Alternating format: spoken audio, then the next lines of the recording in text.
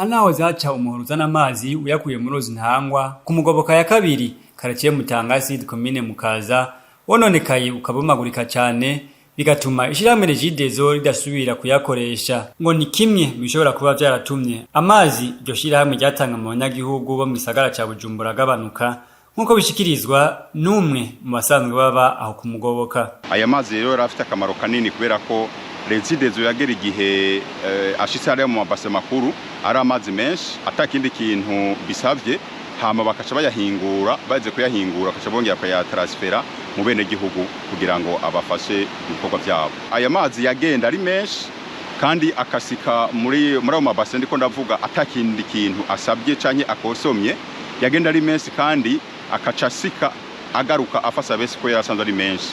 Ubu rero ndabona ko muri iri kena rya Regideso kubera ko aya mazi atagishikayo birumvikana ko hariho ubundi buryo baca bakoresha dufate nk'igitoro kugira ngo ari y'amamoteri aduga n'amazi yakuye mu Tanganyika abone kugaruka muri ajya mabase.